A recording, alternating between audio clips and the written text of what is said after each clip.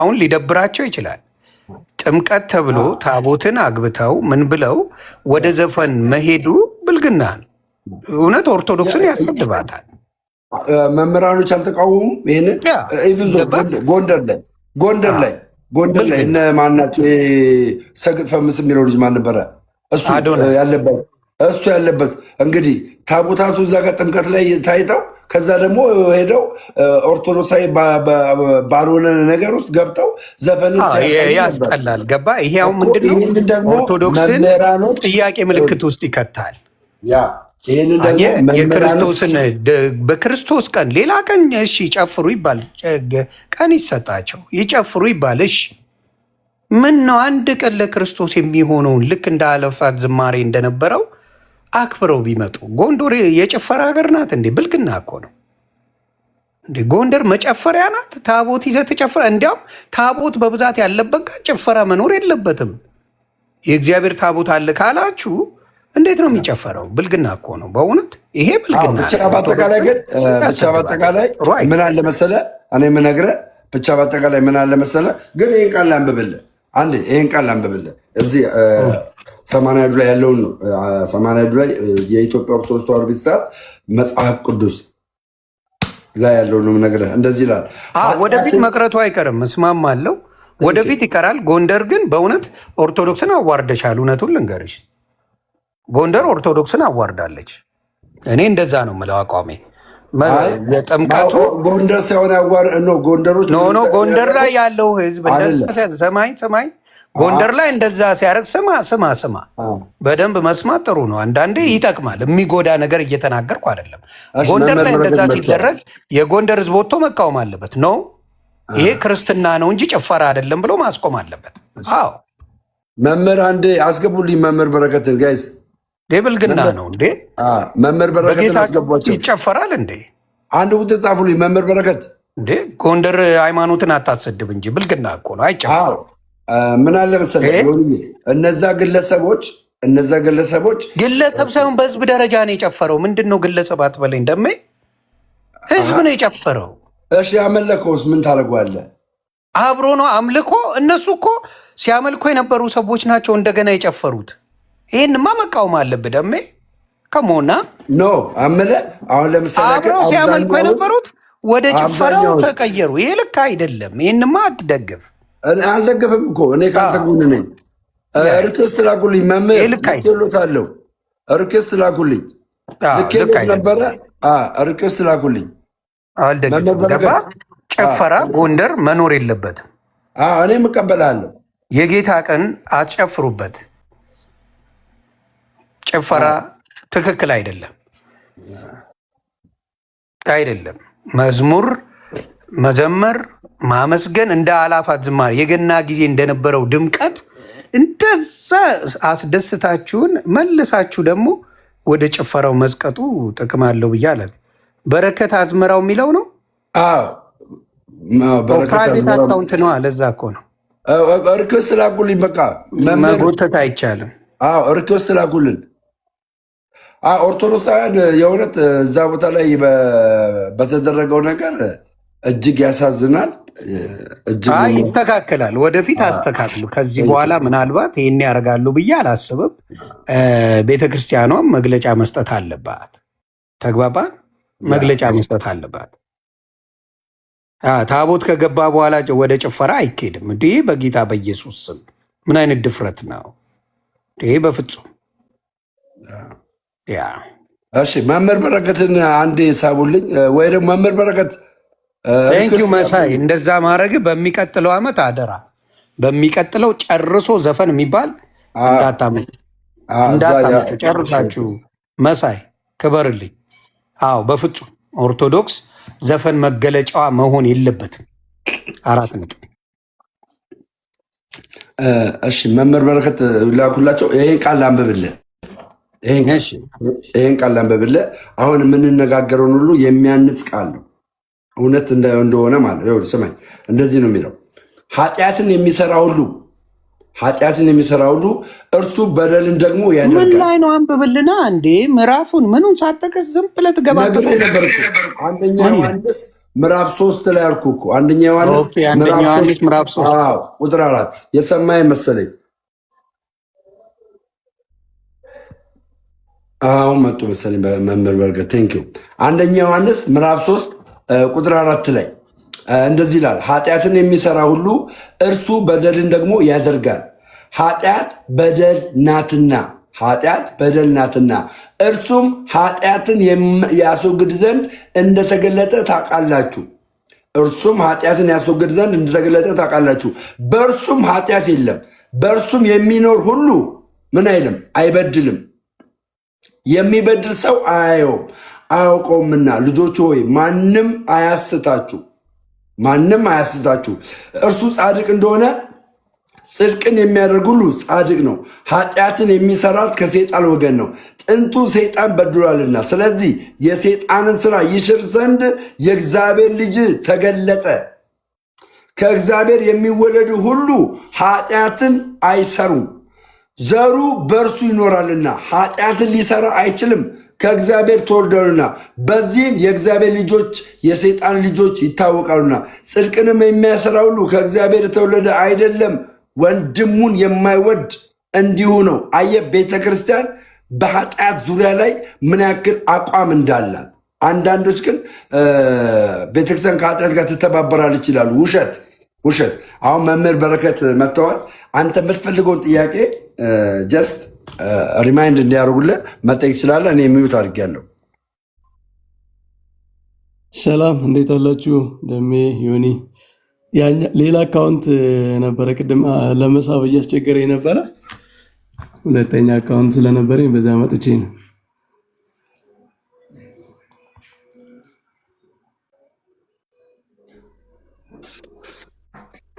ሰላም ዮኒ፣ ሰላም ብያለሁ። ይሰማል ዮኒ? ያለክ ሰላም። ያ የምታስባ ነገሮችን መጠየቅ ትችላለህ አሁን። መልካም። እኔ ያለኝ ትልቁ ጥያቄ ስለ አድኖን በተመለከተ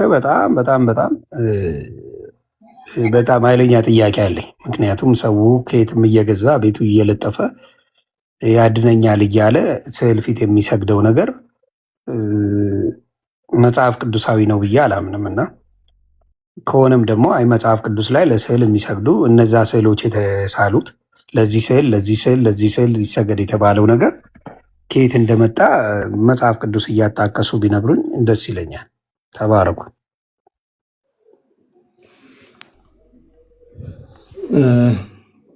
እሺ ዮኒ፣ በመጀመሪያ ቅድም ስታነሱት የነበረው ነገር ይሄ ጎንደር ላይ ያለው ዘፈን ምናምን ይሄንን ሀሳብ መስጠት እፈልጋለሁ። ትክክል አይደለም። በቃ በክርስቶስ በዓል መዘመር እግዚአብሔርን ማመስገን እንጂ ሰማይ እስከሚቀደድ ድረስ አስረሽ ሚጪው ምናምን ዘፈን ምናምን በምንም ታምር ይሄ ጀስቲፋይ የሚደረግ አይደለም። ብዙ መምህራንም እየተቹት ነው፣ እኛም የምንተቸው ነው። በቤተክርስቲያን ያው የቅዱስ ያሬድን ዜማ የቤተክርስቲያንን መዝሙራት ምናምን የማያውቁ ሰዎች በራሳቸው መንገድ እግዚአብሔርን የሚያመሰግኑበት አለ። ይሄ የታቦት የሚያወርዱበት ዜማ ምናምን እሱ አባቶች ቶለሬት አድርገውታል። ምክንያቱም ሁሉም ሰው ሪስትሪክትድ በሆነ የዜማ ስርዓት እንደ ቅዱስ ያሬድ ሳይማር ያመስግን አይባልም፣ ግን በሚችለው እግዚአብሔርን ያመሰግናል። ከዚያ ውጭ ግን ዝም ብሎ የዘፋኝ ዘፈን እያመጡ ምናምን ይሄ ምንድነው ሰማያዊ የሆነ ነገር ምድራዊ በሆነ ነገር መቀላቀል ትክክል አይደለም። እኔም የምስማማበት አይደለም፣ ሌሎች መምህራንም የሚስማሙበት አይደለም። ይሄን ጀስቲፋይ የሚያደርግ የለምና እዚያ ያሉ መምህራን አሉ። ይሄንን ነገር በደንብ እንትን ማለት አለባቸው። በእውነቱ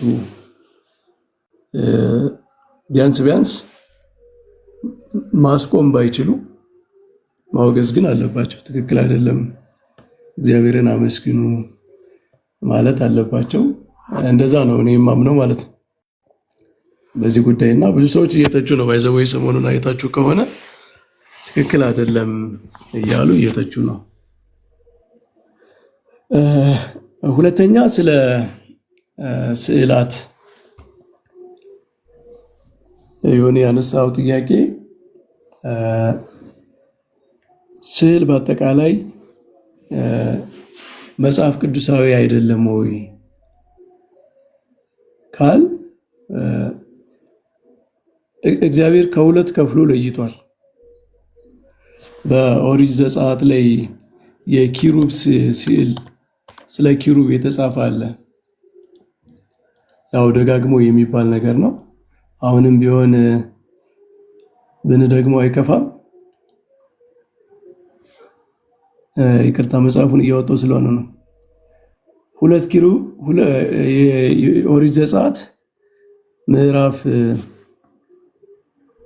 25 ቁጥር 18 ጀምሮ ሁለት ኪሩብ ከተቀጠቀጠ ወርቅ ስራ በስርየት መክደኛው ላይ በሁለት ወገን ታደርጋቸዋለህ ይላል። ከስርየት መክደኛው ጋር አንዱን ኪሩብ በአንድ ወገን ሁለተኛውን ኪሩብ በሌላ ወገን አድርገህ በአንድ ላይ ትሰራለህ ይላል። ስለዚህ እግዚአብሔር ከኪሩብ የኪሩብ ስዕል በታቦቱ ላይ በጣም ሳክሪድ የሆነው እንግዲህ ከብሉይ ኪዳን ቴምፕል ከብሉይ ኪዳን የሥርዓት አምልኮ በአጠቃላይ ይሄ የመገናኛዋ ድንኳን ተበርናክል የሚባለው በእንግሊዝኛ ማለት ነው። ከዛ ውስጥ በጣም ሰክሪድ የሆነው በጣም ሰዎች ራሱ የማይገቡበት ከሊቀ ካህናት ውጭ ማንም የማይገባበት ቅድስተ ቅዱሳን አለ። እዛ ላይ ታቦቱ አለ። በዓመት አንድ ጊዜ ሊቀ ካህናት የሚገባበት ነው። እዛ ላይ የኪሩቤል ስዕል ኪሩቤል ወደ ተለያየ አቅጣጫ ሆነው ተስለዋል ወይም ተቀርጸዋል ማለት ነው። በሌላ ቦታ ላይ ደግሞ ግን ከፍ ብለን ስናየው ከተቀረጸ ምስል የማንኛውንም ቢሆን አታድርግ ይላል። ደግሞ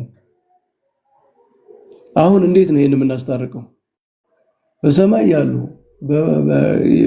የፍጥረታት ሁሉ የተቀረጸ ምስል ለራስህ አታድርግ፣ አትስገድላቸው ይላል። እዚህ ላይ ደግሞ እግዚአብሔር የኪሩቤልን ምስል ቅረጽ ይላል። ስለዚህ ስዕል የተከለከለበት በብሉይ ኪዳን ስዕል የተከለከለበት አስፔክት አለው ማለት ነው። እሱ ምንድነው? ስዕል ወይም የሆነ ቅርጽ ቀርጸህ እሱን አምላክ ብለህ ካመለክ ነው። ይሄ ተከልክሏል። በቃ በብሉይ ኪዳንም በአዲስ ኪዳንም ስዕሉን እንደ ጣዖት አቁሞ አንድ ሰው የፈጠረኝ ይሄ ነው ብሎ ቢሰግድ ይሄ ስህተት ነው። የኪሩቤልን ስዕል ምስል ግን ቅረጽ የተባለው ለምንድን ነው? ፕሮፐር በሆነ መንገድ አግባባዊ በሆነ መንገድ አይናችን ራሱ በስርዓተ አምልኮ ማየት የሚፈልገው ነገር አለ። የመላእክት ፕሬዘንስ አለ አይደል? በብሉይ ኪዳን ውስጥ መላእክት ያገለግሉ ነበረ። በብሉይ ኪዳን የመላእክት አገልግሎት ነበረ። ስለዚህ እግዚአብሔር ያንን ሪፕሬዘንት ማድረግ ፈልጓል በዛ በቅድስተ ቅዱሳን ውስጥ ማለት ነው። ማለት ዝም ብሎ አይዲያሊ በአብስትራክት በሆነ መንገድ ብቻ በቃ መላእክት እንደሚያገለግሏችሁ ብቻ አስቡ ብቻ ሳይሆን ለጆሮአችን ብቻ ሳይሆን ለዓይናችንም የሆነ ነገር እግዚአብሔር አስቀምጧል። እንደውም በጣም ሴክሬት በሆነው ቅድም እንዳልኩት በጣም የከበረው ቦታ ላይ መላእክት ሪፕሬዘንት እንዲደረጉ እግዚአብሔር ፈቅዷል። ስለዚህ ምንድነው የፍጥረታትን ምስል ቀርጾ ማምለክ መስገድ ይሄን የፈጠረኝ ማለት አይቻልም። ሪፕሬዘንት ማድረግ ግን ይቻላል። ሪፕሬዘንት ስታደርግ ምንድነው ልዩነቱ? ሁል ጊዜ አሁን እነዚያ ሁለቱን ኪሩብ በብሉይ ኪዳን በታቦቱ ላይ የተቀረጹትን ሁለቱን ኪሩብ አንድ ሰው ሲያይ ኦሬዲ የሚያያቸው ከብሉይ ኪዳን ሪቬሌሽን አንጻር ነው። በብረት ተቀርጸው በወርቅ ተቀርጸው ስላያቸው መላእክት ከወርቅ የተሰሩ ናቸው ብሎ አያስብም። ዩሲ ኦሬዲ ሪቬሌሽን አለ፣ ስለ መላእክት የተነገረው ነገር አለ እና አይኑን እንዲያግዘው ያ ተደረገለት እንጂ ከፍ ብሎ እንዲያስብ ኦሬዲ ተሰጥቶታል ማለት ነው።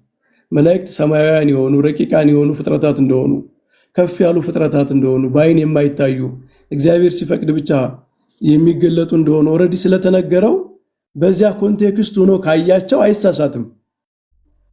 ነገር ግን ከዚህ ከሬቬሌሽኑ ውጭ በመጽሐፍት ከተነገረው ውጭ ነው እየቀረጸ ቢል ያ ማቴሪያል የሆነው ነገር እንደፈጠረው ሊያስብ ይችላል።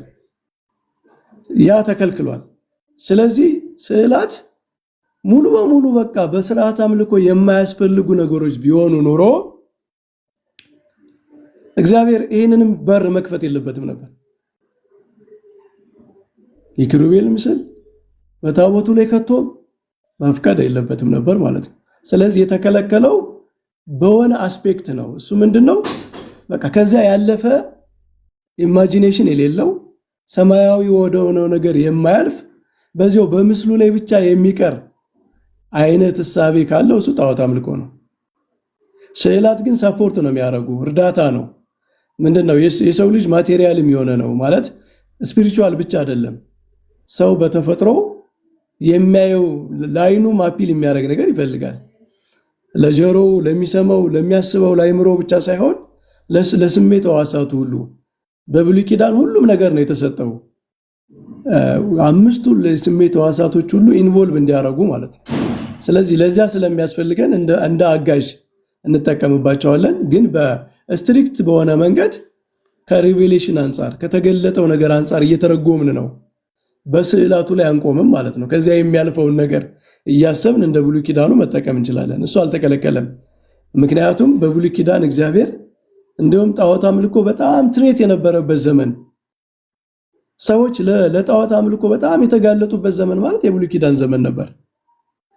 በዚያ በተወሰነ አስፔክት እግዚአብሔር ከፈቀደ ያ በጣም በተወገደበት የመንፈስ አገልግሎት ባለበት የሰው ልጆች በመንፈስ ቅዱስ ኢንላይትድ በሆኑበት ዘመንማ የጣዖት አምልኮ ትሬት በጣም ዝቅ ያለ ነው ማለት ነው።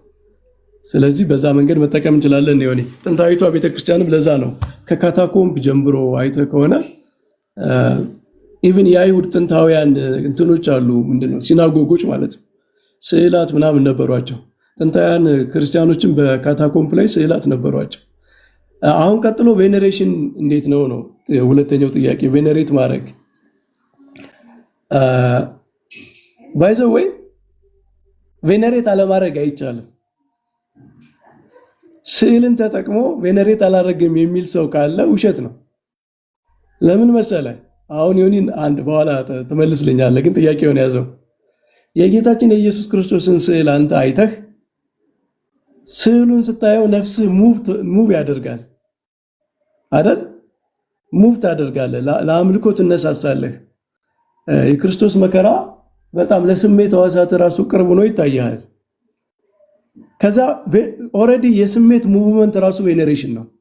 ባይዘው ቬኔሬሽን ከፊዚካል ብቻ አይደለም። ቬኔሬሽን ስሜትህ ሙቭ ሲያደርግ ለአምልኮ ስትነሳሳ ስዕሉን አይተህ ቬኔሬሽን ጀመረ ማለት ነው። ስፒሪቹዋል ሌቭል ላይ ጀመረ ማለት ነው።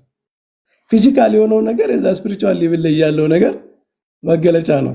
አሁን እኔ አንዳንድ ሰዎች በጣም ኮንትራዲክት የሚያደርግ ነገር የሚናገሩ አይ ስዕል እኮ ችግር የለም ቢኖር ያው የክርስቶስን መከራውን ምናምን ያሳስበናል፣ የወንጌልን ነገር ሰዎች እንዲያዩት በአይናቸው አይተው እንዲረዱት ፐርሲቭ እንዲያደርጉ ምንድነው የቪዥዋላይዜሽን እንዲኖር ያደርጋል። ግን ቬኔሬት ማድረጉ ነው ችግር አሉ ይላሉ።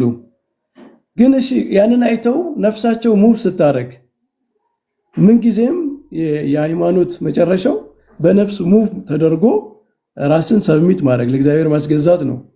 ነፍሳቸው ሙቭ ስታደርግ ታዲያ ከስዕሉ በተቃራኒ ዙረው ነው የሚሰግዱት። ስዕሉ ነፍሳቸውን ሙቭ እንዲያደርጉ አገዛቸው።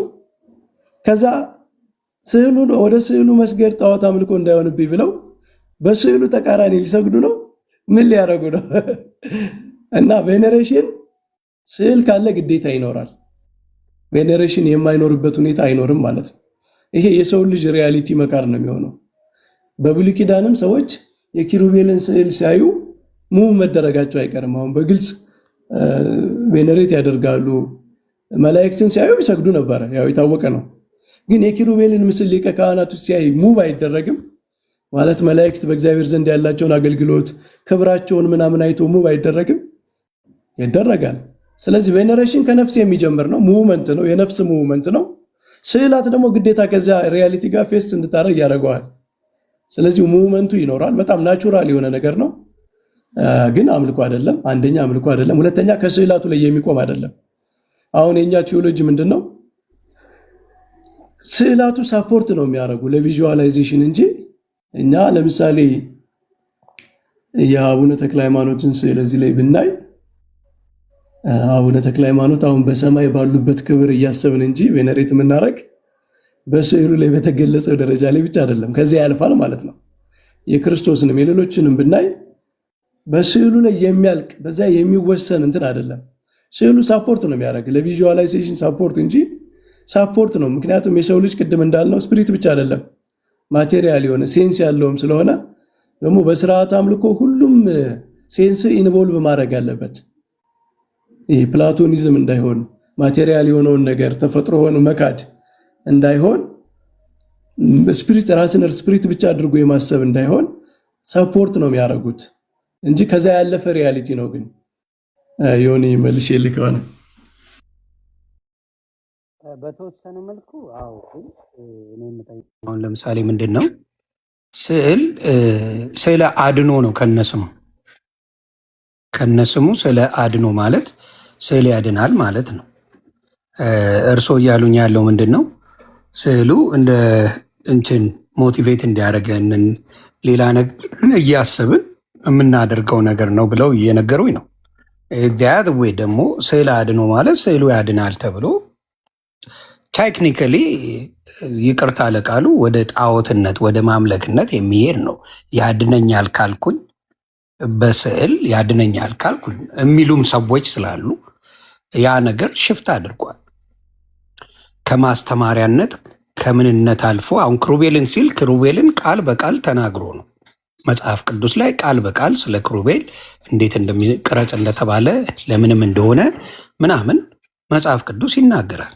ስለ ሌሎቹ የተሳሉበት ሪዝንና የሚሰገድላቸው ሽቶ የሚነፋላቸው ብዙ ነገር የሚደረግላቸው አሁን አናመልክም ለሚባለው ለምሳሌ የክርስቶስ ስዕል ተብሎ የእግዚአብሔር ስዕል ጭምር አለ። የእግዚአብሔር ስዕል ጭምር ይሰገድለታል፣ ይመለካል። ስለዚህ የእግዚአብሔር ስዕል ነው ብሎ አንዱ ለሚያምሰው ሲሰግድ የአምልኮ ስግደት ነው፣ ሌላ ስግደት የለውም። ሌሎቹ ደግሞ የክብር ስግደት ተብሎ ለሚሰገድላቸውም አንዳንዶቹ ሳይሆን በብዛት የመረዳት ላይ አድኖ ተብሎ ነው ሙሉ የክርስቶስም ሆነ የእግዚአብሔርም ስዕል ሆነ የሌሎችም ቅዱሳን ስዕል ሆነ ስዕለ አድኖ ተብለው ነው ከነስሙ የተሰጣቸውና ያ ነገር እንዴት ሊያድን ይችላል? ያድናል እያሉ ክሩቤል ብቻ ነው እዛ ላይ ቀርጸ አድርግ የተባለው። ስለዚህ ሌሎቹ ስዕለ አድኖ የተባለበትን ሪዝንም ጭምር ማወቅ አስፈላጊ ነው። ምክንያቱም የተለመደ ነው። ስዕለ አድኖ ከጥንት ብዙዎቹ ይሉታል ወይ ደግሞ ቤተክርስቲያን አይደለም ካለች ማውገዝ እና መናገር አለባት። ሌላው እንዳልኩት እኔ አሁን ለምሳሌ የቤተሰቦችን ስዕል አንድም ፎቶ ወይም ፒክቸር ስዕል ማለት ፒክቸር ነው። ፒክቸርን አንድ ቀንም ሽቶ ነፍቼበት አላውቅም። አሩን ነው ሌሎቻችሁ ካረጋችሁ አላውቅም። የእናቴን የልጆቼን የባለቤቴን የምናምን ስዕሎች ሽቶ እየነፋው የማስቀምጥበት ምንም ጉዳይም የለኝም እና ከሌላ ነገር ጋር ካልተያያዘ ማስተማሪያ ብቻ ከሆነና ሌሎቹን ለማሰብ ከሆነ በዛ ሌቨል የተሄደበት ምክንያት ከየትኛው መጽሐፍ ቅዱስ ያለ አስተምሮ እንደሆነ አብረው ቢነግሩኝ። ያ የክሩቤልን ያው መጽሐፍ ቅዱሳዊ ስለሆነ መጽሐፍ ቅዱስ ላይ ስላለ፣ ሌሎቹ በምን ጉዳይ ያ ሊሆን ቻለ? ኢቭን የእግዚአብሔር ስዕል ጭምር አለ። የእግዚአብሔር ብለው ስዕሎች አሉ ብናወጣ እና ከየት የመጣ ነው? እሱ ደግሞ አልታየም። በመንፈስ ነው የሚመለከው። እግዚአብሔር በመንፈስ እንደምናመልከው በመንፈስ እንደሚሰገድለት መጽሐፍ ቅዱስ ይናገራል። እና ከየት መጥቶ እንደሆነ አብረው ቢያብራሩልኝ።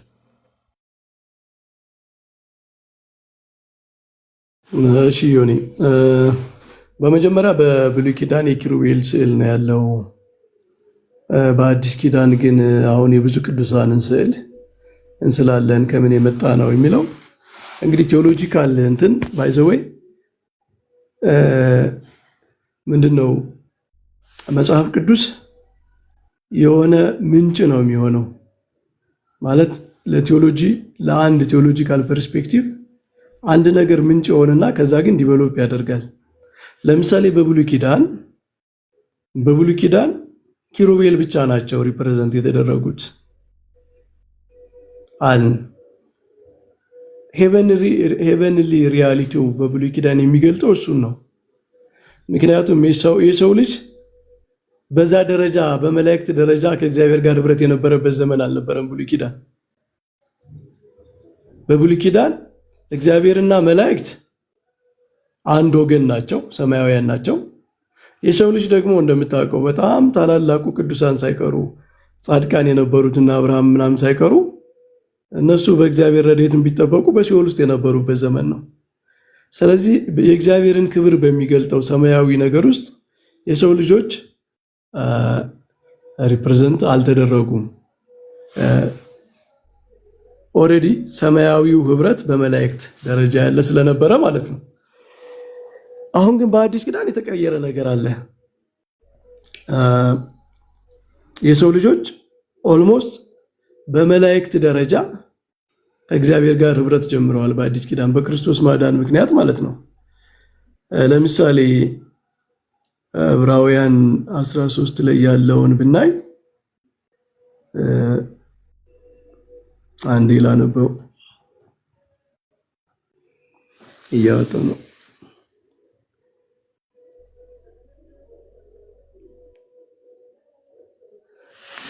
ዕብራውያን ምዕራፍ 12 ቁጥር 22 ላይ አሁን የጽዮንን ተራራ ነው የሚያስበው። የጽዮንን ተራራ ነው የሚያስበው። ለእስራኤል የተሰጠውን የሙሴ ሕግ በሚያስፈራ ሁኔታ ተሰጣቸው ምናምን ይልና እንግዲህ በዛ ውስጥ የመላእክት እንትን ነበር፣ አገልግሎት ነበረ። የኪሩቤሉም መቀረጽ የሚያመለክተው ያን የመላእክት አገልግሎት ነው በብሉይ ኪዳን ማለት ነው። አሁን ግን ይላል ቅዱስ ጳውሎስ የተቀየረውን ነገር አስተውሉ። አሁን ግን ነገር ማነው ቁጥር 22 ላይ ነገር ግን ወደ ጽዮን ተራራና ወደ ሕያው እግዚአብሔር ከተማ ደርሳቸዋል፣ ወደ ሰማያዊት ኢየሩሳሌም በደስታ ወደ ተሰበሰቡ አእላፍ መላእክት። ይሁን ጽዮን ተራራ ላይ መላእክት ነበሩ። እስከዚህ ድረስ የተቀየረ ነገር የለም። ከዛ ግን ምን ይላል? በሰማይ ወደ ተጻፉት ወደ በኩራት ማህበር የሁሉ ዳኛ ወደሚሆን ወደ እግዚአብሔር ፍጹማን ወደሆኑ ወደ ጻድቃን መንፈሶች የአዲስ ኪዳን መካከለኛ ወደሚሆን ወደ ኢየሱስ ከአቤል ደም ይልቅ የሚሻለውን ወደሚናገር ወደ መርጨት ደም ደርሳቸዋል ይላል። አሁን ይሁን እዚህ ጋር አስተውል። የጽዮን ተራራ በፊት በእስራኤል ዘንድ እግዚአብሔርና መላእክት በአንድ ወገኑ ነው። ወደ ሰው ልጆች ያለው አገልግሎት እንደዛ ነው፣ በመላእክት በኩል በእግዚአብሔር በኩል። አሁን ግን ቅዱስ ጳውሎስ የደረስንበት ሌላ ሪያሊቲ እንዳለ ይነግረናል። የተቀየረ ነገር አለ። ምን ጨመረ? ወደ ጽዮን ተራራ፣ ወደ እግዚአብሔር ከተማ፣ ወደ ሰማያዊት ኢየሩሳሌም፣ ወደ አእላፍ መላእክት ብሎ አላቆመም። ወደ በኩራት ማህበር ሰዎች ናቸው። እነዚህ ቅዱሳን ናቸው። በክርስቶስ ማዳን እንደ መላእክት በእግዚአብሔር ዘንድ ያሉ የሁሉ ዳኛ ወደሚሆን ወደ እግዚአብሔር ወደ ጻድቃን መንፈሶች ይላል። በብሉይ ኪዳን እንደዚህ ብለህ መናገር አትችልም። በአዲስ ኪዳን ግን ይሄ ተቀይሯል። ስለዚህ በብሉይ ኪዳን ዘመን የሰዎች የቅዱሳን ተሳትፎ በመላእክት ደረጃ ስላልነበረ በዛ ደረጃ አልተገለጠም ነበር በብሉይ ኪዳን። በአዲስ ኪዳን ግን የተቀየረ ሪያሊቲ አለ። ሰዎች እንደ መላእክት በእግዚአብሔር በጽዮን ተራራ በኢየሩሳሌም ሰማያዊት ከመላእክት ጋር እግዚአብሔርን የሚያገለግሉ ስለሆኑ አሁን እነሱን ሪፕሬዘንት እናደርጋለን ማለት ነው። እግዚአብሔር መቼ ታይቶ ነው ላልከው፣ እግዚአብሔር በባህሪው በመለኮቱ ነው እንጂ ታይቶ የማይታወቀው ራሱን ያሳየበት መንገድ አለ እና እኛ በስዕል ሪፕሬዘንት የምናደርገው መለኮቱን አይደለም ማለት ኢሰንስ የእግዚአብሔር ኢሰንሱ መለኮቱ አይታይም፣ ማየትም አይቻልም፣ ሪፕሬዘንት ማድረግም አይቻልም። ግን እግዚአብሔር በመለኮቱ ስለማይታይ የማይታይ ስለሆነ ምንም ሳይታይ አይደለም የኖረው፣ ራሱን ለሰዎች በሚገባው መንገድ ገልጿል። ለምሳሌ በትንቢተ ዳንኤል ምዕራፍ 7 ላይ ትንቢተ ዳንኤል ምዕራፍ 7 ቁጥር 13 ላይ ስታነብ በሌሊት ራእይ ያየው ይላል ዳንኤል። እነሆም የሰው ልጅ የሚመስል ከሰማይ ደመና ጋር መጣ ይላል። በዘመናት ወደ ሸመገለውም ደረሰ፣ ወደፊቱም አቀረቡት። እዚህ ጋር ሁለት ታያለህ። አንደኛ የሰው ልጅ የሚመስል ከሰማይ ደመና መጣ ይላል። ከዛ በዘመናት ወደ ሸመገለውም አደረሱት ይላል። ወደፊቱም አቀረቡት ይላል። አየያ የዘመናት የተሸመገለው የተባለው አብ ነው እና ለሰዎች በሽማግሌ መልክ በራእዩ ታይቷል ማለት ነው። ወደፊቱም አቀረቡት ይላል። የማይታይ የሆነ ነገር እንደሆነ እንዳይመስል ወደፊቱም አቀረቡት ይላል። ሁለተኛ ለአብርሃም የተገለጡት ሥላሴ እንደተገለጡ በቤተክርስቲያናችን ትርጓሜ አለ። ይሄ ባይዘው በክርስትናው ዓለም ሁለት ዲቪዥን አለ። ለአብርሃም የተገለጠው እግዚአብሔርና ሁለት መላእክት ናቸው ወይስ ሥላሴ ናቸው የሚልኛ የሶሪያ ምናምን የተወሰኑ አብያተ ክርስቲያናት የምንቀበለው ትርጓሜ ሥላሴ ናቸው የተገለጡት ለአብርሃም የሚል ስለሆነ እሱም አለ። ስለዚህ እግዚአብሔር ለሰው እንደሚገባ ራሱን የገለጠበት መንገድ አለ፣ በመለኮቱ ባይገለጥም ማለት ነው። በትንቢተ ኢሳይያስም ላይ እንደዚሁ እግዚአብሔርን በረጅም ተራራ አየሁት ይላል። ትንቢተ ኢሳይያስ ምዕራፍ 6 ላይ ማለት ነው። እግዚአብሔርን በረጅምና ከፍ ባለ ዙፋን ላይ ተቀምጦ አየሁት ይላል። እግዚአብሔር እንዴት ይታያል ልትለው አችልም። ኢሳይያስን ያየውን አይቷል። እግዚአብሔር ኢሳይያስ እንዲያየው በሚፈልገው መንገድ ገልጾለታል። እንደውም የልብሱ ዘርፍ መቅደሱን ሞልቶ ነበር ይላል። አሁን እግዚአብሔር ልብስ ይለብሳል እንዴ? ማለት እንደዚህ እኛ እንደምናስበው አይነት ልብስ አይደለም። ግን ለኢሳይያስ እግዚአብሔር ራሱን የገለጠበት መንገድ ነው። ስለዚህ እኛ እግዚአብሔር ለሰዎች ራሱን በሰው አምሳል ለሰዎች ስለገለጠ እንጂ የእግዚአብሔርን ኢሰንሱን መለኮቱን የማይታይ ነው፣ የማይገለጥ ነው። እና እነዚህ የብሉይ ኪዳን መገለጦች አሉ ለማለት ነው። ሆነ ስዕለ አድኖ ያልከው ደግሞ ኮመንት አታጥፋ ደሜ፣ ሰው ሀሳብ ይስጥበት እንጂ ምን ችግር አለው? ቴንሽን ስለማውቀው ሶሻል ሚዲያን ሰው የሆነ ነገር ካልተነፈሰ ጥሎ ነው የሚሄደው። ባህሪያችን ነው፣ የሰው ልጅ ባህሪ። ልክ ነው። ባህሪያችንንማ አትውሰድብን። ሀሳብ ይስጡ፣ ይነጋገሩ፣ ምን ይበሉ፣ ምንም ችግር የለውም። ትንቢተ ኢሳይያስ ስንት ላይ ነው እሱ? ምዕራፍ 6 ላይ ምዕራፍ 6 ላይ በደንብ አድርጌ ላንበው። ምዕራፍ 6 ቁጥር ስንት ላይ? ትንቢተ ኢሳይያስ ምዕራፍ 6 ቁጥር 1። ኦኬ፣ በጣም ሌሎቻችሁ እንድታውቁት ምዕራፍ 6 ቁጥር 1 ምን ይላል? ንጉሥ ዖዝያን በሞተበት ዓመት እግዚአብሔር በረጅምና ከፍ ባለ ዙፋን ላይ ተቀምጦ አየሁት። የልብሱንም ዘርፍ መቅደሱን ሞልቶት ነበር። ሱራፌልም ከእርሱ ጋር ቆመው ነበር። ለእያንዳንዱ 6 ክንፍ ነበረው። በሁለት ክንፍ ፊቱን ይሸፍን ነበር፣ በሁለት ክንፍ እግሮቹን ይሸፍን ነበር፣ በሁለት ክንፍ ይበር ነበር። አንዱም ለአንዱ ቅዱስ ቅዱስ ቅዱስ የሰራዊት ጌታ እግዚአብሔር በምድር ሁሉ ከክብሩ ሞልታለች እያለ ይጮህ ነበር ይላል። ስለዚህ አሁን እዚህ ጋር መልኩ አልታየም፣ ምኑ አልታየም። እንደው ምን የሚለው ነው? የልብሱም ዘርፍ መቅደሱን ሞልቶት ነበር የሚለው ነገር ሊኖር ይችላል። ከዛ ውጭ ግን እግዚአብሔር የታየ ፒክቸር የለውም። በኦርቶዶክስ ቤተክርስቲያን ግን የእግዚአብሔር ፒክቸር ቁልጭ ብሎ አለ። ኢሳይያስ ግን እግዚአብሔርን አየሁት ነው የሚለው። አሁን እግዚአብሔር በኢሰንሱ አሁን ዮኒ እኔ ለማሳየት የፈለጉት እግዚአብሔር በኢሰንሱ አይታይም ማለት በባህሪው እግዚአብሔርን ማንም ፍጥረት ሊያየው አይችልም። ለኢሳይያስ ግን እግዚአብሔር እንደሚገባው ኢሳይያስ እንደሚችለው አሳይቶታል።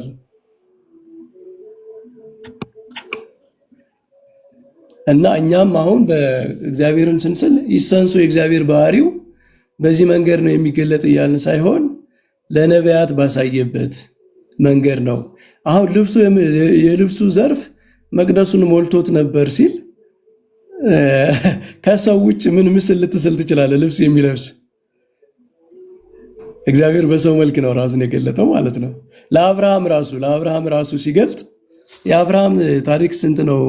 ኦሪት ዘፍጥረት ምዕራፍ ስንት ላይ ነው? 17 ምዕራፍ። ኦኬ፣ ለአብርሃም 3 ሰዎች ታዩት ነው የሚለው ዮኒ። ከዚያ ውስጥ ግን አንዱ እግዚአብሔር እንደሆነ እርግጠኛ ነው። ግን መጽሐፉ የሚለው ለአብርሃም 3 ሰዎች ታዩት ነው የሚለው። ስለዚህ ምዕራፍ 18 ላይ እሺ፣ ኦሪት ዘፍጥረት ምዕራፍ 18 ላይ ቁጥር 1 ላይ በቀትርም ጊዜ እርሱ በድንኳኑ ደጆፍ ተቀምጦ ሳለ እግዚአብሔር በመምሬ የአድባር ዛፍ ተገለጠለት ነው የሚለው። እግዚአብሔር ነው የተገለጠለት። ዓይኑንም አነሳና እነሆ 3 ሰዎች በፊቱ ቆመው አየ ነው የሚለው ዮኒ። አሁን ሁለቱ መላእክት ቁጥር 19 ላይ ሁለቱ መላእክት ብሎ ስለሚጀምር እነዚህ ሁለቱ መላእክት ናቸው እግዚአብሔር አይደሉም የሚል ክርክር የሚያነሱ አሉ። አንዱ ግን እግዚአብሔር እንደሆነ እርግጠኛ ነው። አንዱ እግዚአብሔር እንደሆነ እርግጠኛ ነው። እና 3 ሰዎች ነው የሚል ግን ለአብርሃም የተገለጠለት በሰው አምሳል ነው። ስለዚህ እግዚአብሔር ራሱን ለፍጥረት ራሱን ምንድነው ኮንዲሴንድ አድርጎ ማለት ነው ማለት በሚገባው በባህሪው ልክ ሳይሆን ሰዎች እንዲያዩት ፈቅዶ ራሱን ከገለጠ እውነት ለመናገር ከሰው የከበረ ምን ፍጥረት አለ ራሱን ሊገልጥበት የሚችለው? ማለት ከሰው ውጭ በሌላ መንገድ ቢገልጥ ሰው ነው በእግዚአብሔር አርአያና ምሳሌ የተፈጠረ ነገራችን ላይ በጣም የከበረ ፍጥረት ሰው ነው። ራሱን ከሰው የተሻለ በምን መንገድ ይገልጣል? በመላእክት እንዳንል መላእክት አይታዩም፣ ረቂቅ ናቸው። ስለዚህ እግዚአብሔር እንዲታዩ ነው ራሱን መግለጽ ካስፈለገው በሰው አምሳል ራሱን ከመግለጥ የተሻለ የለም። በብሉይ ኪዳንም እግዚአብሔር ለሰዎች ታይቷል፣ ራሱን ገልጧል። የማይታየው አምላክ እንዲታይ ራሱን ፈቅዶ በሚችሉት መንገድ ራሱን አሳይቷቸዋል። ካል ያሳያቸው በሰው መልክ እንደሆኑ የአብርሃምን ታሪክ የራእይ ላይ ያለውም ሁሉም ያንን ነው የሚያሳዩት።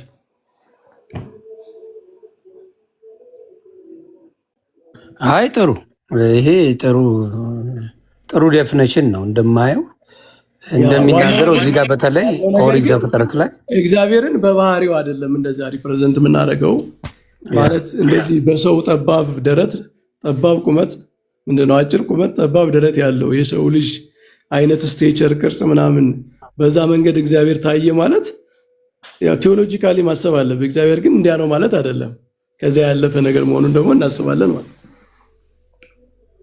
ኦኬ። ትንቢተ ዳንኤል 79ም ቆንጆ ልናገሩ ነበር። ትንቢተ ዳንኤል 79 ራሱ ይህንን ሪፕሬዘንት የሚያደርግበትንም ሀሳብ ይናገራል። ትንቢተ ዳንኤል ዙፋኖቹ እስኪዘረጉ ድረስ አየው፣ በዘመናትም የሸመገለውም ተቀመጠ፣ ልብሱም እንደ በረዶ ነጭ፣ የራሱን ፀጉር እንደ ጥሩ ጥጥ ነበር ይላል። ያው ራስ ፀጉር ምናምን ካልክ ሰው ነው የሰው ምስል ነው ማለት ነው። አዎ እንዴ ራስ ፀጉር እያለ ሌላማ ልል አልችልም። ያ እና ምንድነው ኢቭን የእኛ ስዕላት ከዚህ ኢንስፓየርድ እንደሆኑ የምታውቀው ይሆን ምንድነው የስላሴ ስዕል አይተህ ከሆነ ልብሳቸው መቅደሱን ሞልቶ ነው የሚሳለው። አዎ ያንን ከዚህ ከብሉይ ኪዳን ኢንስፓይሬሽን እንዳለው ለማሳየት ነው። ይሄ ስዕል አድኖ ምናምን የሚባለው ግን እሱን እስቲ በተለምዶ ምን መሰለህ ዮኒ፣ በተለምዶ አይደለም ያው ሪያሊቲ ነው። ስዕላት የሆነ ተአምራት ይፈጽማሉ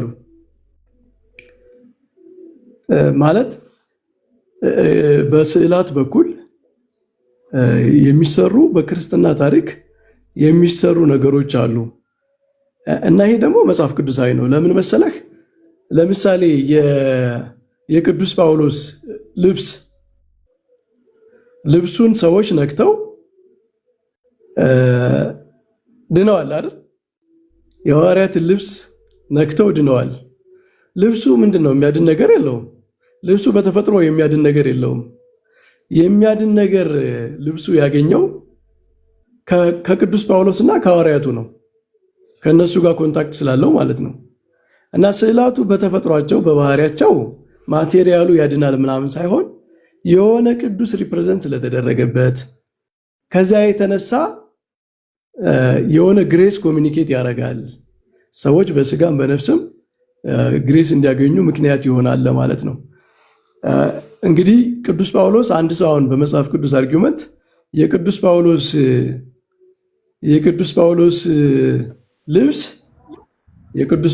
ልብስ የሆነ ግሬስ ኮሚኒኬት አድርጎ ሰዎችን ካዳነ የቅዱስ ጳውሎስ ስዕል ያንን ሊያደርግ አይችልም የሚልበት ምንም ቴዎሎጂካል ግራውንድ አይኖርም። ምክንያቱም ሁሉም ከቅዱስ ጳውሎስ ጋር በሆነ ነገር ይገናኛሉ። ስዕሉ የቅዱስ ጳውሎስን ሕይወት ይገልጣል። ልብሱ የቅዱስ ጳውሎስን የሸፈነ ነው፣ ለቅዱስ ጳውሎስ ያገለገለ ነው እና ከዚያ የተነሳ በክርስትና ታሪክ ስዕላት ያ ሪፕሬዘንት ከሚያደርጋቸው አካል ከቅዱሳንም ከእግዚአብሔርም ጸጋ ኮሚኒኬት ያደርጋሉ። ከተፈጥሯቸው ከባህሪያቸው የተነሳ ሳይሆን ሪፕሬዘንት ከተደረገባቸው ነገር የተነሳ እና ይሄ ደግሞ ፕራክቲካሊ የሚታይ ነው። ዮኒ አንድ እንትን እጋብዛለሁ ሌላ ጊዜ የምታየው ማለት ነው። በእመቤታችን ስዕል በተአምር ማለት ነው ኤቲስት የነበረ አውስትራሊያዊ ኤቲስት የነበረ እግዚአብሔርን የማያምን አንድ አሁን በግብፅ በረሃ ውስጥ እንትን ነው መነኩሴ ነው። አስበው እንግዲህ ኤቲስት የነበረ ምዕራብ ዓለም ውስጥ የነበረ አንድ ኤቲስት ግብፅ በረሃ ውስጥ መነኩሴ ወደ መሆን መቀየር ማለት ነው። እና የዚህ ሰውዬ ታሪክ እንትኑን ዩቲዩብ ሊንኩን በጣም በተከታታይ ያለ ሊንክ አለ፣ እሱን ማየት ትችላላችሁ። ዮኒንም በውስጥ ልክልሃለሁ። አንድ የኦርቶዶክስ ቤተክርስቲያን ገዳም ውስጥ ይሄድና ዝም ብሎ ለጉብኝት ነው የሄደው፣ ለማየት ማለት ነው። የእመቤታችን ስዕል ያያል። የእመቤታችን ስዕል ሲያይ በጣም ሙቭድ ይሆናል። እናቱን ይወድ ስለነበረ ሙቭድ ይሆናል። በጣም በነፍሱ ሙቭድ ይሆናል። ከዛ ማልቀስ ይጀምራል። እናቱ ትዝ ብለው ማለት ነው። ከዛ ከስዕሏ እኔ እናት ሆናለሁ የሚል ድምፅ ሰማው ነው የሚለው። ኤቲስት ነው እንግዲህ አሁን ይሄ ምንም እግዚአብሔርን የማያምን ማለት ነው። ከዛ በኋላ ሌላ ሰው ካለ እያወራኝ ካለ አሁን የ20ኛው ክፍለ ዘመን ታሪክ ነው የምነግርህ፣ አሁን በህይወት ያሉ ሰዎች የሚናገሩት ማለት ነው። ከዛ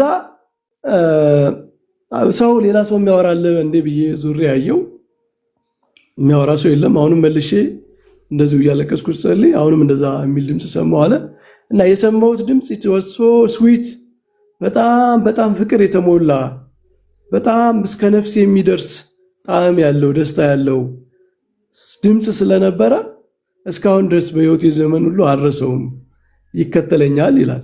እና ክርስቲያን ሂስትሪ በአጠቃላይ በዘመናት ታሪክ በስዕላት በኩል ግሬስ ኮሚኒኬት ይደረጋል። ይሄ ደግሞ መጽሐፍ ቅዱሳዊ ነው። ለምን?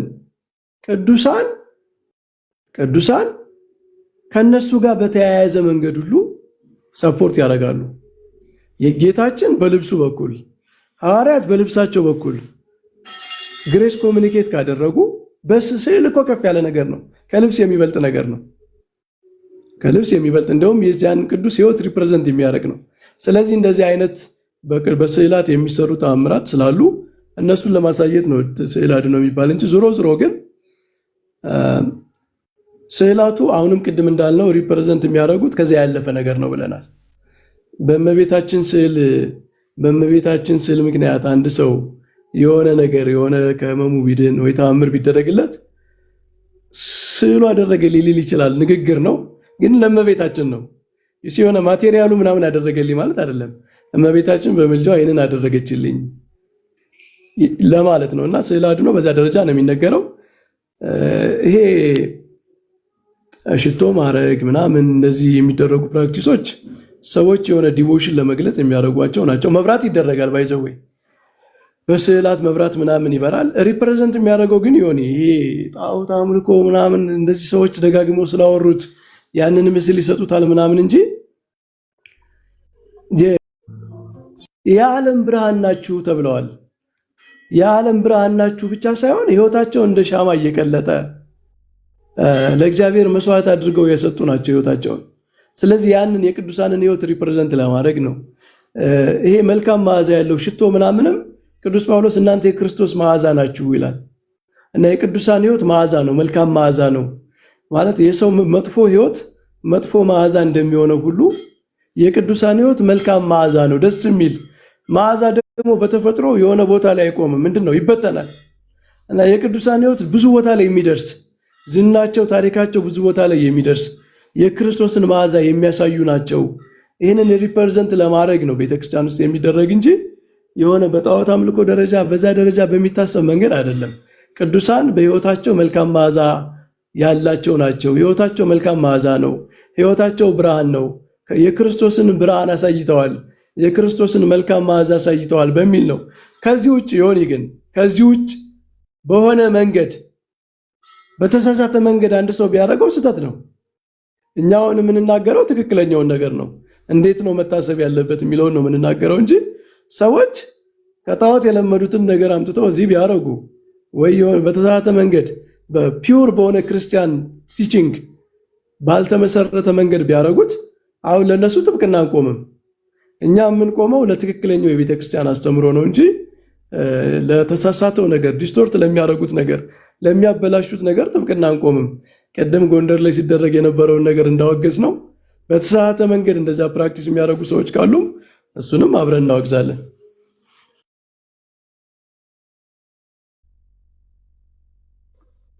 እዚህ ስዕለ አድኖ ላይ በሚለው ላይ ስዕለ አድኖ በሚለው ላይ አንድ ግልጽ ነገር እንዲያስቀምጡለት ነው።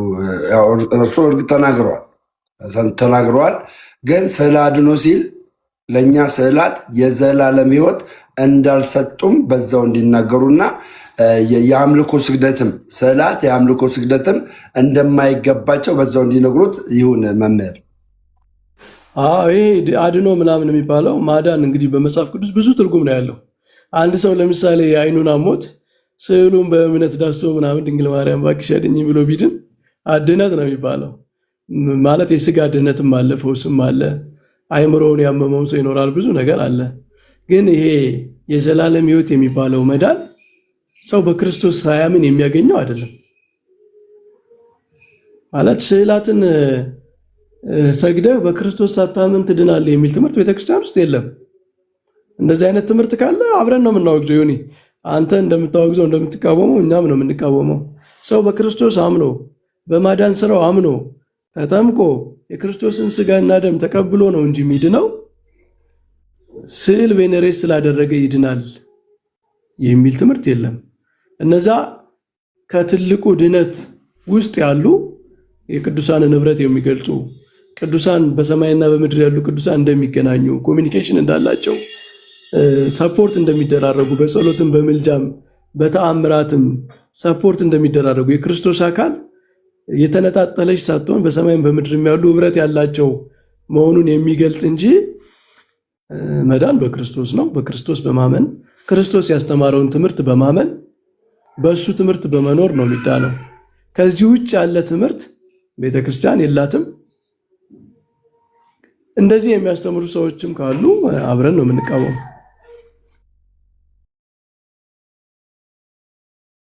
የኔ አሁን ትልቅ ጥያቄ ይዤ ልመጣ ነው እዚህ ጋር። ትልቁ ጥያቄ ምንድን ነው?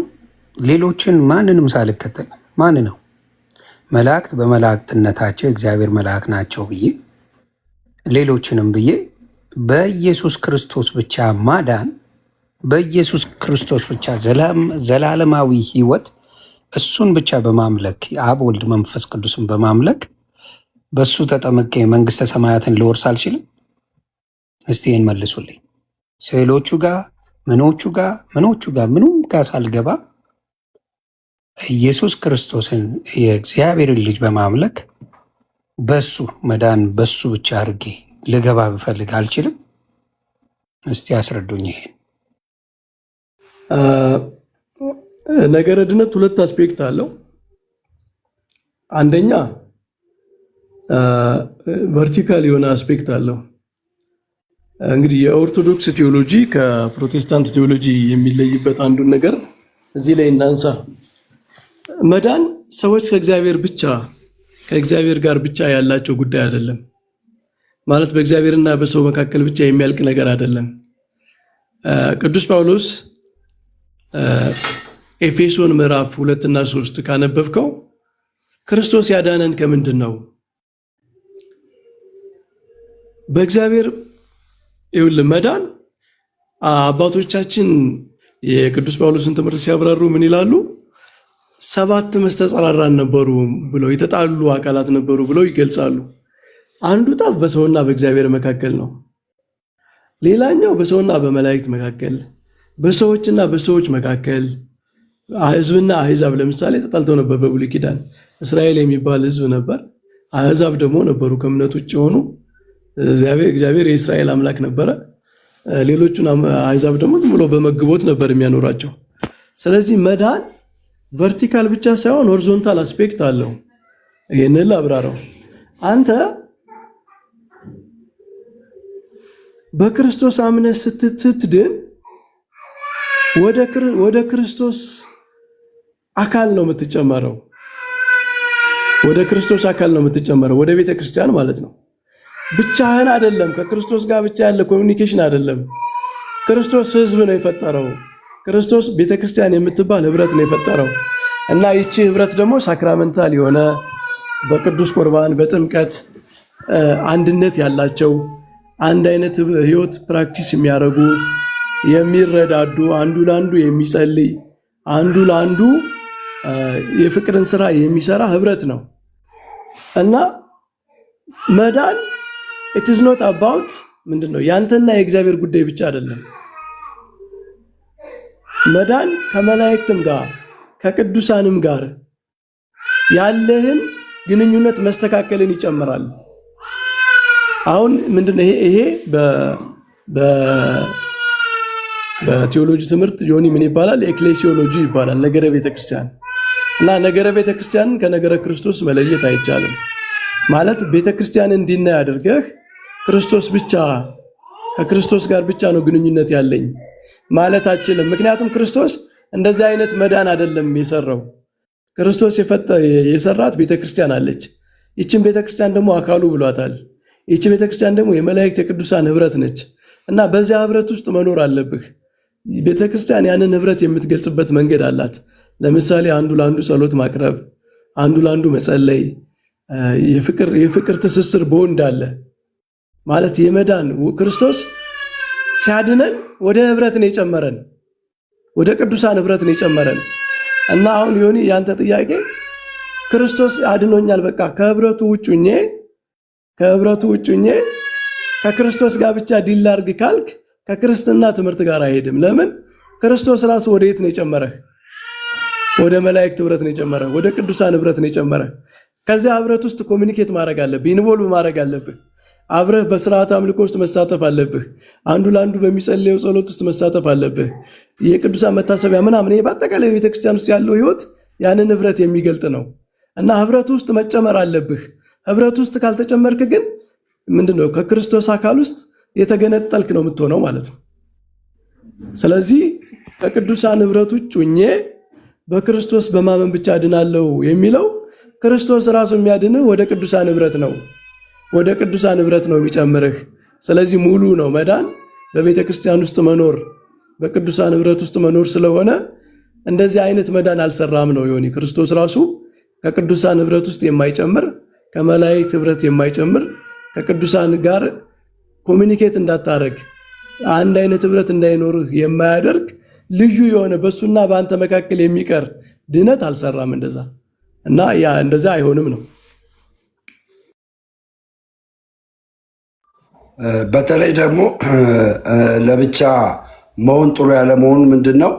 ስለ ብልቶች አካሉ ስላሉ ብልቶች ራሱ ድፋይን ቢያደርጉለት እጅግ መልካም ነው። አንድ አካል ብልቶች አሉ። አንተ አንዱ ብልት ነህ። ይሁን አንዱ ብልት ሆነ ብቻ የለውም ብለህ ሌላ አካል መመስረት አትችልም። ሌላ ጥያቄ ካለም በዛው ጠይቅ። ቅድም ያነሳነውን ጥቅስ በጣም ደጋግማ አንብበው፣ ሌላም ጊዜ በደንብ ራሱ ኮንቴምፕሌት ስታደርግ ዕብራውያን 12 ላይ ያለው የአዲስ ኪዳን መካከለኛ ወደሚሆነው ወደ ኢየሱስ ክርስቶስ ደርሰናል ብቻ አይደለም የሚለው፣ በደስታ ወደ ተሰበሰቡ ቅዱሳን መላእክት፣ ፍጹማን ወደሆኑ ጻድቃን ነፍሶች ነው የሚለው። የመላእክት የሰዎች ህብረት ወዳለበት ነገር ነው የደረስከው እና እዚህ ያንን ህብረት አልፈልግም እኔ መላእክት ምን አገባኝ፣ እኔ ጻድቃን የተሰበሰቡ ጻድቃን ምን አገቡኝ፣ የአዲስ ኪዳን መካከለኛ የተባለው ኢየሱስ ክርስቶስ ጋር ብቻ ነው ጉዳይ ብትል ጳውሎስ ምንድነው የሚልህ? ኖ እንደ እሱ መካከለኛው ኢየሱስ ክርስቶስ መካከል ላይ ነው፣ ግን የጨመረው ወደ ቅዱሳን ህብረት ነው፣ ወደ መላእክት ህብረት፣ ወደ ጻድቃን ህብረት ነው የጨመረህ። በእነሱ መኖር አለብህ። ምክንያቱም ክርስቶስ ቤተክርስቲያን አካሉ ነች። አካል ራስ እሱ ራስ ነው፣ ቤተክርስቲያን አካሉ ነች እና አንተ እኔ ከራሱ ጋር ብቻ ነው ግንኙነቴ፣ ከአካሉ ጋር ግንኙነት የለኝም ማለት አችልም። ቅዱስ ጳውሎስ የቤተክርስቲያንንና ቤተክርስቲያን ስንል የቅዱሳን ህብረት ነው። እንግዲህ የመላእክት የጻድቃን የቅዱሳን ህብረት ነው። በክርስቶስ የዳኑ ጻድቃን ቅዱሳን ህብረት ነው እና የቅዱሳንን ህብረት ትተህ በክርስቶስ ጋር ብቻ ነው ግንኙነት የማደርገው ማለት እኔ የራሱ ጋር ነው ጉዳይ እንጂ አካሉ ጋር ምን አለኝ እንደማለት ነው። ግን እንደዛ አይደለም። ጳውሎስ ቤተክርስቲያንና ክርስቶስን ግንኙነትን የጠቀሰበት ራስን ከአካል መለየት አችልም፣ መነጠል አችልም። በዛ አካል ውስጥ መሆን አለብህ። ሲጀመር አንተ ራሱ ጋር አይደለም አካል ውስጥ ነህ። አካሉ ከተባለው ብልት ከተባሉት ውስጥ ነህ እና ብልቶች የተያያዙ ናቸው። የሰው አካል እጅ እኔ ከእግሬ ጋር ከምናምን ጋር ምን አለኝ፣ ከልቤ ጋር ምን አለኝ፣ ከጉበቴ ጋር ምን አለኝ፣ እኔ ግንኙነቴ ከራሴ ጋር ብቻ ነው ይላል እንዴ? በቃ ቅዱስ ጳውሎስ ይሄ አሁን እኛ የሰው የፈጠርነው እንትን አይደለም።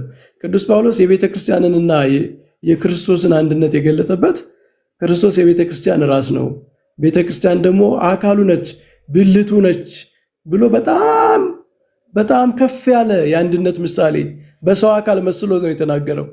እና ይህንን ህብረት አብረህ አክሴፕት ማድረግ አለብህ። ካልሆነ ግን የተገነጠለ ነው የምትሆነው ማለት ነው። እና ክርስቶስም እንዲህ አይነት ካዳናቸው ውስጥ ቤተክርስቲያን ውስጥ ያልጨመራቸው የሉም፣ ቅዱሳን ህብረት ውስጥ ያልጨመራቸው የሉም። እና ክርስቶስን ስትቀበለው በክርስቶስ ስትድን ወደ ቅዱሳን ህብረት ነው የሚጨምርህ። አይ መልካም፣ አይ ጥሩ ነገር ነው ይሄ። በደንብ አነበውና በዛ ነገር ላይ የምጠይቃቸውንም ሰዎች ጠይቄ በደንብ እረዳዋለሁ። አይ ጥሩ እንትን ብየዋለሁ። ስለዚህ ህብረት ያስፈልጋል። ትክክል። ለብቻ የሚዳን ነገር ለብቻ የሚሆን ነገር እንደሌለ እንግዲህ አይቻለሁ አሁን። ስለዚህ እሱ በጣም ጥሩ ፖይንት ነው። በጣም ጥሩ ፖይንት ነው። ስለዚህ ሰው በተለይ ሰውን ሞር እንትኑን የማስተማር ስፔሻሊ አሁን ስለ አድኖ የሚባለውን ሰዎቹን በደንብ ሌሎቹንም የማስተማር ነገር ላይ ሞር ማሳየት አለብን። አሁን በብዛት ስዕሉን የሚያደርጉ ሰዎችን ቢጠየቁ ብዙዎቹ በእውቀት ያደረጉት አይደለም፣ ስለተደረገ ብቻ የሚያደርጉ ናቸው። እና የሆነ ቦታ ቢጠየቁ ይሄንን ዲፋይን የማድረግ ብቃታቸው ቢኖር በዚሁ ላይ መልካም ነው። ምክንያቱም በሌሎቹ ሳይ የበረቱ ናቸው። ለምን ይሄ የሆነ ቢባሉ የሚያብራሩበት ምክንያት አላቸው። በደፈነው አይደለም ዝም ብለው አንድ ነገርን የሚያደርጉትና ልዩነቱን አየዋለሁና አይ ይሄ ጥሩ ነገር ነው። አሁን ቅዱሳን ስዕላት በል ይለኛል አንዱ። አባቴ በጉልበት የሚሆን ነገር የለም። አይቶ ኮመንቱን ተውና ግን አንተ በፍቅር እንጂ በጉልበት የሚሆን ነገር የለም። አንተ ስላልከው ነገር እኔም እስማማለሁ። ማስተማር አለበት ሰው፣ የሚያደርገውን ነገር በእውቀት ማድረግ አለበት።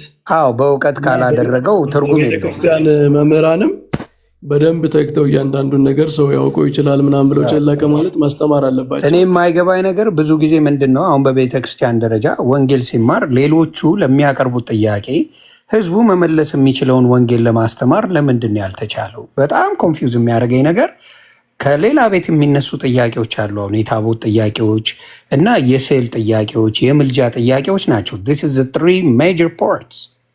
እነዚህ ሶስት ሜጀር ፓርቶች ቤተክርስቲያን ላይ በብዛት ትምህርት ሊሰጥባቸው ለምን አልቻለም? እሱ በጣም ነው ሁሌ ግራ የሚያጋባኝ። ለምን እሱ ቢኖር ሰዎች ብዙ ጊዜ ግራ ሳይጋቡ ከማንም ጋር ቁጭ ብለው ያቺን ነገር ኤክስፕሌን ለማድረግ አይቸገሩም። ከዚህ ዛ አይላተሙም።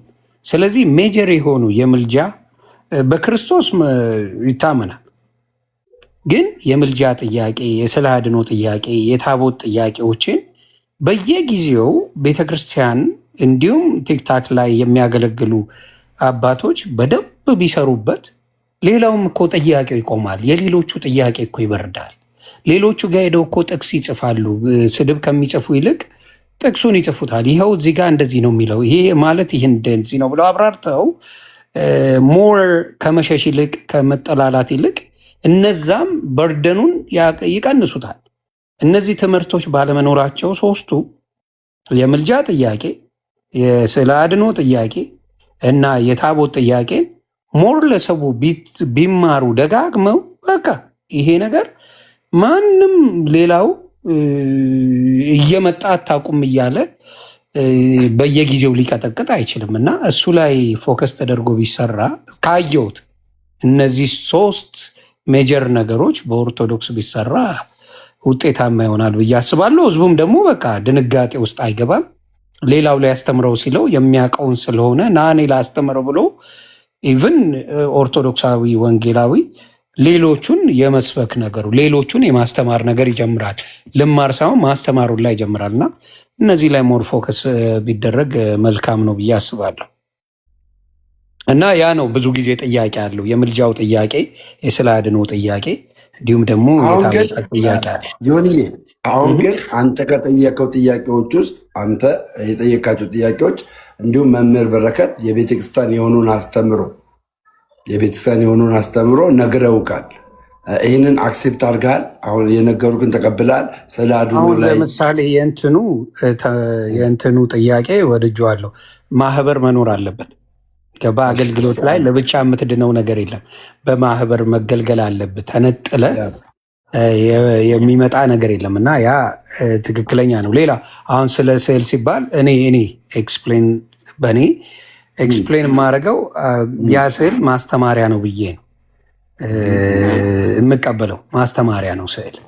አንዳንዱ ደግሞ እንዳልኩ ድንበታለሁ ብሎ የሚያምንም አለ።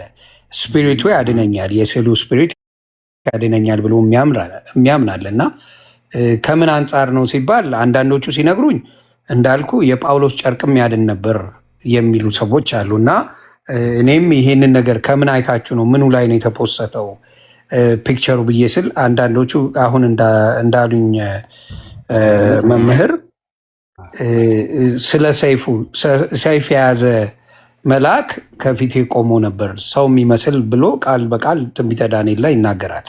እንደዚህ አይነት ነገሮች አሉ። ግን ስፔሲፊክ የተደረገና ሞር ስዕሉ ላይ ፎከስ የተደረገ ነገር ባይሆን በእኔ ምርጫዬ ስዕሉ ላይ ሳይሆን መንፈሱ ላይ እዛ ላይ የሚያርፈው መንፈስ አንድ ነገር እንዳስረሳ ኦርቶዶክስ ተዋሕዶ ቤተክርስቲያን መጽሐፍ ቅዱስን በሶስት መንገድ ታስተምርበታለች። አንደኛ በመጽሐፍ ቅዱስ በቃል ታስተምራለች።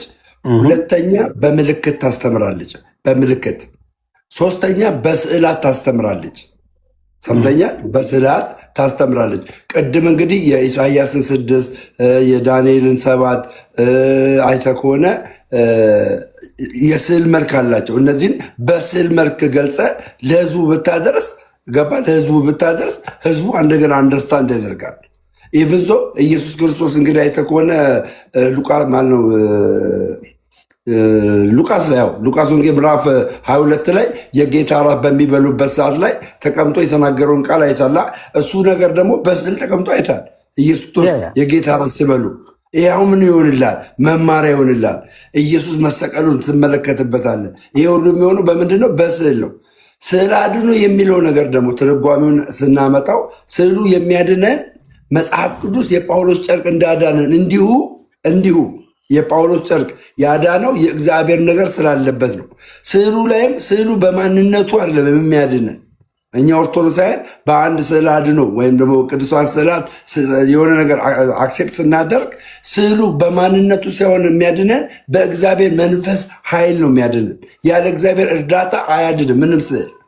ይህንን አክሴፕት አድርግ። ሁለት ደግሞ ስዕሉን ለስጋችን ነው እንጂ ድነትን የሚሰጥ ለዘላለም ሕይወት ድነትን ያገኘ ነው በክርስቶስ ኢየሱስ ነው የሚል አስተምሮ ነው መምህር በረከት የነገሩ። እንዳትረሳይንም ማለት ነው። በጣም ዛሬ የሚገርም ትምህርት ነው። 600 ምናምን ሰዎች የሚገርም ትምህርት ነው የተማሩት። እሺ ዮኒ እንዳረሳ። ሌላም ጥያቄ ካለ ጥያቄዎች ጻፍና ሌላው ባይዘው መምህር ኤፍሬም አሉና ሰላም ይበሉልና ከዛ መልካም 2 ደቂቃ የሆነ ነገር ልንገርህ። ደግሞ እኮ እንደ እውነቱ ከሆነ ቤተክርስቲያን አርቲስቲክ የሆኑ ነገሮችን ለአሕዛብ መተው የለባትም።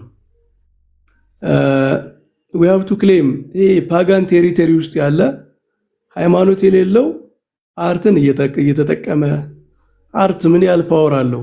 ስዕል፣ ቅኔ ምናምን በጣም ፓወርፉል የሆኑ የሰውን አእምሮ የሚይዙ ነገሮች ናቸው እና እነሱን አሕዛብ ወይም እነዚህ ሃይማኖት የሌላቸው ሰዎች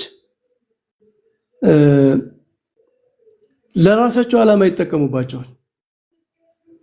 ቤተክርስቲያን ይህንን ለነሱ መተው የለባትም፣ መጠቀም አለባት። አሁን ቤተክርስቲያናችን ቅኔ ትጠቀማለች። ቅኔ ለመንፈሳዊ ነገር ያስፈልጋል። ለምን? አሕዛብ በቅኔ በምናምን በግጥም በምናምን ብዙ መጥፎ ነገር ያስተላልፋሉ። ስዕላትን ተጠቅመው በጣም ብዙ አርቲስቲክ የሆነ ነገር ተጠቅመው በጣም ለሰው አእምሮ በጣም አፒል የሚያደርጉ ስለሆኑ የሰውን አእምሮ በቀላሉ መማረክ የሚችሉ ስለሆኑ እነሱን ተጠቅመው የራሳቸውን መጥፎ ሐሳብ ያሰማራሉ። ቤተክርስቲያን ጥንታዊቷ ቤተክርስቲያን ያንን ቀምታለች፣ የኔ ነው ብላ ወስዳለች ማለት ነው። እና እኛ አሁን በፕሮቴስታንት እኔ አንድ ትችት ያለኝ ምንድነው ይሄ ሴኩላር የሆነውን በቃ መጽሐፍ ቅዱስ ብቻ ብሎ የሰው ልጅ የጀነራል ሀብት የሆነውን ነገር መፍራት። እንደ አርት የሰው ልጅ በቃ የተፈጥሮ ሀብቱ ነው። የሰው ልጅ ሲፈጠር አርቲስቲክ የሆነ ማይንድ አለው። የሰው ልጅ ሲፈጠር ፖኤቲክ ነው፣ ቅኔ ያለው መጽሐፍ ቅዱስ ቅኔ ያለ እና እኒህን ሁሉ ነገሮች ቤተክርስቲያን መጠቀም አለባት። ካልሆነ በጣም ከባድ የሆኑ ቱሎችን መሳሪያዎችን ቤተክርስቲያን እንድትጠቀባቸው አሳልፋ ትሰጣለች ማለት ነው። እና እኛ ኦርቶዶክሳውያን አንድ አባት እንዲያውም የቅዱስ ጎርጎርዮስ ይመስለኛል የግብፅ እግዚአብሔር እስራኤልን ከግብፅ ሲወጡ ወርቃቸውን በዝብዙ ብሏቸዋል አይደል? የግብፃውያንን ወርቅ በዝብዙ ውሰዱባቸው ብሏቸዋል። እና ምን ይላል? ግብፅ ማለት የዚህ ዓለም ምሳሌ ነች። ግብፅ እንግዲህ የኃጢአት ዓለም ምሳሌ ነች። እና ወርቅ የሚመስል ነገር ካለ በዓለም ላይ ውሰዱት፣ ለቤተ ክርስቲያን ውሰዱት። እነዚያ እስራኤላውያን የግብፅን ወርቅ ወስደው ቤተክርስቲያን እንደሰሩ ምንድነው ቤተ መቅደሱን እንደሰሩት እኛም የሰው ልጅ የጋራ የጥበብ ውጤቶች የሆኑ ነገሮችን ሁሉ ለቤተ ክርስቲያን አገልግሎት መጠቀም አለብን። ይሄ የኛ አይደለም የምንለው የለንም። ከኃጢአት ውጭ ከሆነ ነገር ውጭ ስዕልም ሆነ አርትም ሆነ ዜማም ሆነ ቅኔም ሆነ ቤተ ክርስቲያን ያንን ክሌም ማድረግ አለባት እና ይህንንም እንድታስተውለው ነው። አይ ጥሩ ይሄ ነገር መልካም ነው። በመዝሙር ደረጃ ቅሬታ የሚፈጥሩ መዝሙሮች አሉ። አሁን እንግዲህ ትውልድ ሁሉ እንግዲህ ምስጋና እና አምልኮ መቅረብ አለበት ብለን የምናስበው ለአምላካችን ነው። መዝሙር በብዛት በመዝሙር ደረጃ ሌሎቹ ላይ ቢደረጉ ያለውን ነገር አብራችሁ ብታብራሩልኝ ደስ ይለኛል። አሁን መዝሙር በብዛት እግዚአብሔር ሲመለክ የአምልኮም የሁሉም ነገር መጀመሪያ መጨረሻ እሱ ነውና ሌሎቹ በብዛት ተደርገው ሲመሰገኑ ሌላ ነገር እስኪመስሉ ተደርጎ አዘማመሮች አሉና ይሄ ነገር ቤተክርስቲያን ምንድን ነው ሌቭሏ ማለት እስከ ምንድን ደረጃ ነው? መዝሙሮች ሲወጡና ሲመሰገኑ በጣም የሚታዩት እስከምን ደረጃ ነው? ይሄስ በመዝሙር ደረጃ መጽሐፍ ቅዱስ ዘምሩላቸው የሚል ነገር አለ። መጽሐፍ ቅዱስ ለሌሎቹ ዘምሩ፣ ሌሎቹን አመስግኑ። በዛ ደረጃ በመዝሙር የሚል እኔ ያየሁት መዝሙረ ዳዊትን 150 ሳነበው ለእግዚአብሔር ነው።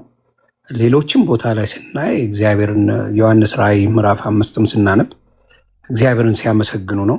እንዲሁም አይ ቲንክ ባልሳሳት ክርስቶስ ሲወለድ እልፍ አላፊ የሆኑ መላእክቶች እግዚአብሔርን ሲያመሰግኑ፣ ክሩቤልም እግዚአብሔርን ሲያመሰግኑ ሲዘምሩ ነው የምናየውና መዝሙሮች ወደ ሌላ ወደ ሰዎች እና ወደ መላእክት በጣም የዞሩበት ምክንያት ምንድን ነው? ወይስ ለምንድን ነው ያስፈለገው? ወርዝ ፖይንት እስቲ ይህንን ቢያስረዱን በመጽሐፍ ቅዱስ።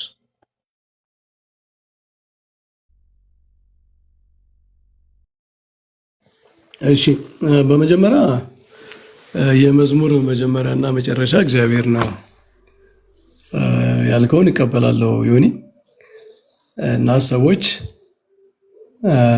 በቅዱሳን ሕይወት ውስጥ እንኳን እግዚአብሔርን ማመስገን አለባቸው። እንኳን እግዚአብሔርን ብቻውን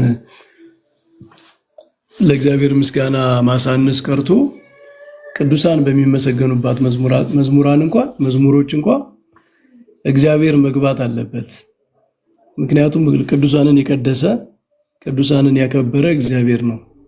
ስለዚህ አንድ መዝሙር በቅዱሳን ሕይወት ውስጥ የተሰራውን ነገር የእግዚአብሔርን ስራ ማውሳት አለበት። እግዚአብሔር በቅዱሳኑ ዘንድ ድንቅ ነው ይላል ቅዱስ ዳዊት በመዝሙር። እግዚአብሔር በቅዱሳኑ ዘንድ ድንቅ ነው።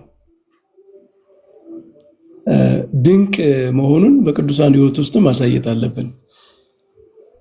ስለዚህ ለቅዱሳን በሚዘመሩ መዝሙሮች እንኳን ሳይቀር የእግዚአብሔር ስም መነሳት አለበት፣ እግዚአብሔር መመስገን አለበት የሚለው እናያለን። የቤተ ክርስቲያንን አሁን ዮኒ ምን መሰለ ብዙ ጊዜ የሚታየው በካሴት የሚደመጠው በቴሌቪዥን ጣቢያዎች ወይም በቲክቶክ ወይም በዩቲዩብ በምናምን የሚደረገው ነው እንጂ ወጥ የሆነው የቤተክርስቲያን ስርዓት አምልኮ አይደለም። አሁን እኛ የምናስተውለው ማለት ነው።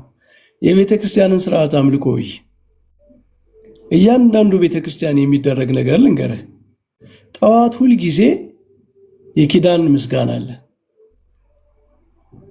የኪዳን ምስጋና it is all about God ማለት ነው። አሁን ከፍቼ ላሳይ ይችላልው። ለእግዚአብሔር አብ፣ ለእግዚአብሔር ወልድ፣ ለእግዚአብሔር መንፈስ ቅዱስ የሚቀርብ ምስጋና ነው። የማታ ደግሞ የሰርክ ደግሞ የኪዳን ምስጋና አለ ቤተክርስቲያን ውስጥ የሚፈጸም፣ እሱም ስለ እግዚአብሔር ነው። ቅዳሴውን ቅዳሴው በአብዛኛው 90% የእግዚአብሔርን ስም ነው የሚያነሳው። የቤተክርስቲያን ፎርማል የሆነው ስርዓት አምልኮ እንደዛ ነው።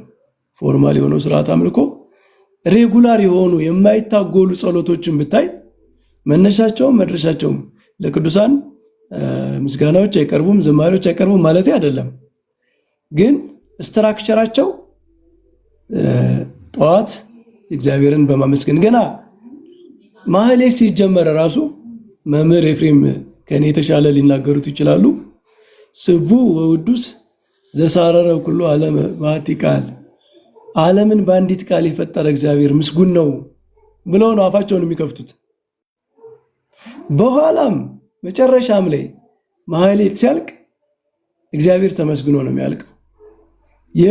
የሥርዓተ አምልኮ መደምደሚያው ክላይማክሱ ቅዳሴ ነው። እንደውም የእንትናን ቃል ልጠቀም፣ ማናቸው የመጋቢ አዲስ እሸቱ ሌላው እንትን ነው ብለዋል፣ የቅዳሴ መንደርደሪያ ነው ብለዋል። ሌላው ጸሎት በቤተ ክርስቲያን ውስጥ ያለው ሌላው ጸሎት ወደ ቅዳሴ ነው የሚገፋ፣ መዘጋጃ ነው። ዋናው የቤተ ክርስቲያን ስርዓት አምልኮ ማለት የመጨረሻው ክላይማክሱ ማለት ቅዳሴ ነው። ቅዳሴው መጽሐፍ አብዛኛው የእግዚአብሔርን ስም ነው የሚያነሳው። ስለዚህ ስትራክቸራሊ ያለውና አሁን ዝም ብሎ ስፔሱን ሸፍኖ የምናየው ነገር ይለያያል ነው። የቤተ ክርስቲያን ስርዓት አምልኮ ስትራክቸሩን ስታይ፣ ሼፑን ስታይ የተሰናዳ ነው። እንደዛ ስትሪክት የሆነ ነው። ቅዱሳን ግን መመስገን አለባቸው። ምክንያቱም ዳዊት ኢየሩሳሌምን አመስግኗታል፣ እንኳን ሰውን ማለት ነው። መዝሙረ ዳዊት ላይ ጽዮን ኢየሩሳሌም ወይ ደስ ይበልሽ ብሎ አመስግኗታል። ነቢያት ኤፍራታ ምድርን እንኳን አመስግነዋል። አንቺ ኤፍራታ ምድር ቤተልሔም ወይ እያሉ ስለ እሷ ተናግረዋል።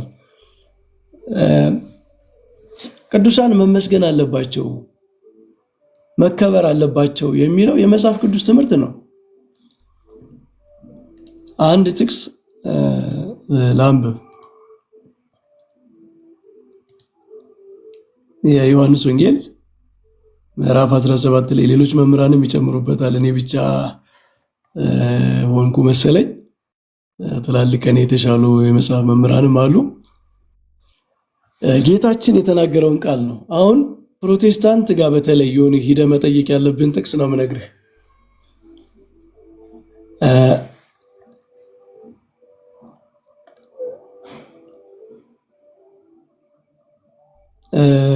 17 የዮሐንስ ወንጌል ምዕራፍ 17 ቁጥር 22 ላይ እኛም አንድ እንደሆን አንድ ይሆኑ ዘንድ እኔም በእነርሱ አንተም በእኔ ስትሆን በአንድ ፍጹማን እንዲሆኑ የሰጠኸኝን ክብር እኔ ሰጥቻቸዋለሁ ይላል። እንዲሁም ዓለም አንተ እንደላከኝ በወደድከኝ መጠን እነርሱን እንደወደድካቸው ያውቃል። አሁን እስኪ እዚህ ጥቅስ ላይ ተመልከቱ። የሰጠኸኝን ክብር እኔ ሰጥቻቸዋለሁ ነው የሚለው። እንዲሁ ዓለም አንተ እንደላከኝ በወደድከኝ መጠን እነርሱን